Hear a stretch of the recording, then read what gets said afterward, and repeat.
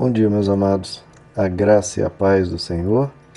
Hoje nós vamos continuar o nosso estudo de 1 João, capítulo 4, verso 7, porque esse é um verso muito importante, né? E belíssimo. E lá está escrito: Amados, amemo-nos uns aos outros, pois o amor procede de Deus. Aquele que ama é nascido de Deus e conhece a Deus. Bom, queridos, esse pequeno verso pequeno, mas veja só, ele contém 5 vezes a palavra amor, 4 vezes, né? Na verdade, a palavra amor. Mas você saber que Deus é amor, então são mais 3, então são 7 vezes a palavra amor. Nós precisamos amar uns aos outros, o amor procede de Deus e aquele que ama é nascido de Deus e conhece a Deus. Queridos, quando Jesus falou dos últimos tempos, o que ele mais destacou, né? Às vezes as pessoas reparam mais na questão das guerras, das fomes, dos cataclismas, né? Mas o que mais impactou o coração de Jesus quando ele falava do fim dos tempos é que o amor se esfriaria por se multiplicar a iniquidade. Prestem atenção no que Jesus falou. O amor se esfriaria por se multiplicar a iniquidade. E não o contrário, porque geralmente o que nós pensamos? Que por o amor se esfriar, a iniquidade vai aumentar. Não é esse o raciocínio natural? O amor esfria e aí a iniquidade aumenta. Mas Jesus não, ele falou que a iniquidade aumenta e aí o amor esfria. Por que ele falou dessa forma, queridos? Porque a iniquidade aumenta no mundo, né? Aumenta nas pessoas que não têm Deus, que não querem Deus, etc. E o que acontece com aqueles que são de Deus?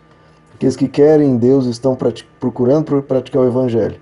Porque as pessoas de fora estão tão corruptas, tão más, estão ferindo umas aos outros, que as pessoas da igreja, as pessoas que querem Deus, começam o seu amor a esfriar. Por quê? Porque está todo mundo falando palavrão, todo mundo tratando o outro mal, e é difícil ao ser humano, mas se todo mundo age assim, por que eu também não, né? É muito custoso para nós sermos diferentes, não responder o mal com o mal, não responder a uma provocação, né, ao ódio. Né? Quando uma pessoa fala mal de você ou te ofende, é muito difícil você se controlar.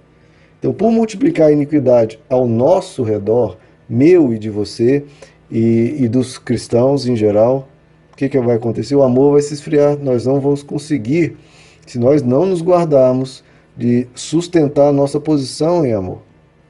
Muitos simplesmente se cansam, queridos, de fazer o bem, se cansam de amar, porque não estão recebendo recompensa, não estão sendo amados, pelo contrário, as pessoas estão fazendo mal.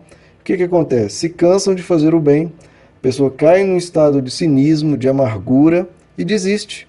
Desiste dessa coisa de amar, de fazer o bem. Né? Isso acontece frequentemente, vai acontecer cada vez mais, porque a iniquidade vai se multiplicar. Não é aumentar, queridos, vai se multiplicar. Então, veja só, se a sua decisão de praticar o amor, de praticar o bem, depender das circunstâncias, depender das ações dos outros, eu te asseguro, o seu amor vai se esfriar. Você vai deixar de fazer o bem. Se você esperar a bondade das pessoas, depender disso para ser uma pessoa boa, já te asseguro, o teu amor vai se esfriar. O que acontece? Seu amor esfria, o diabo venceu na sua vida e Deus perdeu. E aí nós precisamos decidir de quem nós queremos ser o aliado nesse combate, né? De luz contra as trevas, de amor contra o ódio, da bondade contra a maldade.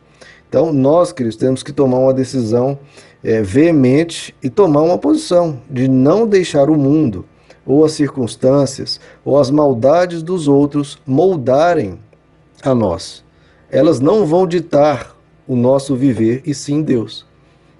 Nós não podemos viver de acordo com o mau humor das pessoas, não, nós temos que viver de acordo com o que o Evangelho nos ensina, que é viver em amor. E é por isso que o apóstolo Paulo diz, nós precisamos responder o mal com o bem. A pessoa te feriu, te tratou mal, meu irmão, não interessa se ela te tratou mal ou bem, você vai fazer sempre o bem. Você vai sempre responder com amor, vai sempre falar a verdade em amor, vai sempre procurar ser gentil, carinhoso, ajudar aquela pessoa, cuidar da pessoa e orar por ela. É isso que Jesus diz em Mateus 5, verso 43 em diante. Vocês ouviram o que foi dito: ame o seu próximo e odeie o seu inimigo. Isso pode não ser dito hoje em dia, mas é exatamente isso que acontece, que está na mente de cada pessoa. Amar a pessoa próxima, a pessoa amiga, o parente, e odiar o inimigo, né?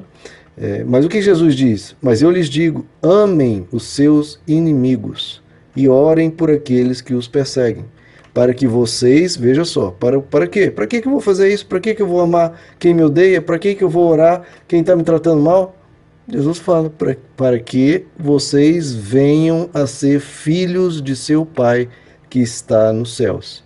Você quer ser filho do Pai que está nos céus? Então você vai precisar amar. É isso que o nosso verso 7 de 1 João 4 diz.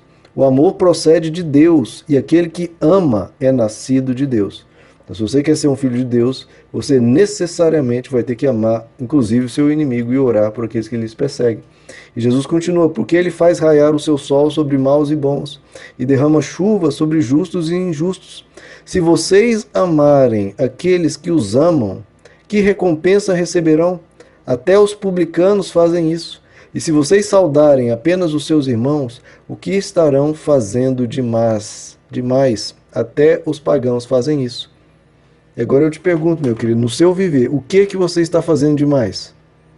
O que você faz como na sua vida, na sua existência, até uma pessoa do mundo, até um pagão, até um ateu faria? O que você está fazendo demais? Amar seu pai, sua mãe, seus filhos, o seu namorado, o seu marido, sua esposa?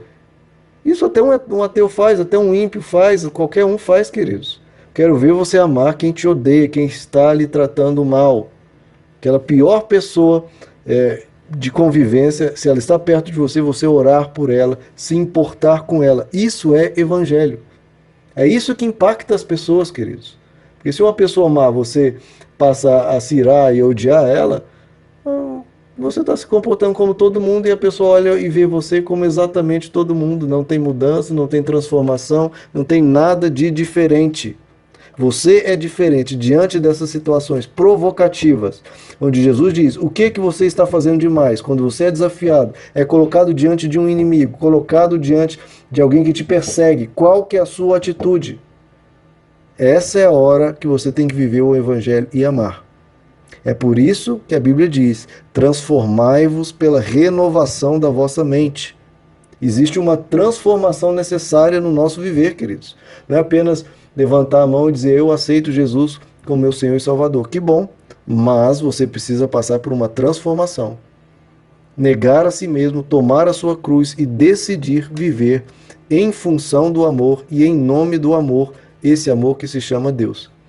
Então você precisa transformar a sua natureza de ser natural e viver por meio do Espírito. É isso que Romanos 8, a partir do verso 5 diz, quem vive segundo a carne tem a mente voltada para o que a carne deseja. Mas quem, de acordo com o Espírito, tem a mente voltada para o que o Espírito deseja, a mentalidade da carne é morte, mas a mentalidade do Espírito é vida e paz. A mentalidade da carne é inimiga de Deus porque não se submete à lei de Deus nem pode fazê-lo. Quem é dominado pela carne, pelo ego, pela vontade de satisfazer somente a si próprio, não pode agradar a Deus. Entretanto, vocês não estão sob domínio da carne, mas do Espírito, se de fato o Espírito de Deus habita em vocês. E se alguém não tem o Espírito de Cristo, não pertence a Cristo. Veja, quando alguém lê esses versículos aqui de Romanos 8, o que a pessoa pensa? Quem vive na carne é quem vive adulterando, quem vive no pecado. Agora, quem vive no Espírito é quem vai à igreja, né? Aquele que levanta a mão e adora e louva. Meu irmão, nós temos visto que o Evangelho é amor. A mentalidade da carne é a mentalidade egoísta, a pessoa que vive em função de si própria. Essa não pode agradar a Deus, porque o nosso Deus é amor. Como que uma pessoa egoísta vai agradar um Deus que é amor? Agora, a mentalidade do Espírito é aquele que rompe com esse pensamento egoísta e se doa para o outro, e se importa com o outro e vive em amor. É isso que é viver no Espírito, queridos. É isso que é ser espiritual, porque Deus é amor. Se você for cheio de amor, você vai ser cheio de Deus e um homem espiritual, uma mulher espiritual. Então, queridos, essa é a mensagem do Evangelho. Se nós vamos seguir o Espírito ou vamos seguir a carne, se nós vamos seguir o amor ou vamos seguir o egoísmo, se vamos nos doar ou vamos viver entrincheirados dentro de nós mesmos, nessa prisão chamada eu. É o amor que nos liberta disso, meus amados. Quem ama é nascido de Deus. Quem ama conhece a Deus, porque o amor procede de Deus. A gente aprende isso, queridos, que se nós nos dedicarmos a viver isso, nós vamos agradar ao Senhor, vamos nos encher de Deus e vamos ser verdadeiros cristãos. Falar que é de Jesus, levantar a mão, ir à igreja, tudo isso é muito bom. Mas o que nós precisamos fazer é praticar isso, que aí o mundo vai ver que nós somos discípulos de Jesus, conforme ele nos disse. Saberão que sois meus discípulos se amardes uns aos outros. Isso é ser discípulo de Cristo. Ame, meu querido, ame. Se você quer ser um discípulo de Jesus, ame. Aproveite o dia de hoje para se importar com os outros, parar de pensar tanto em você mesmo e pensar no outro. Ame. Que Deus lhes abençoe, meus queridos, a graça e a paz do Senhor.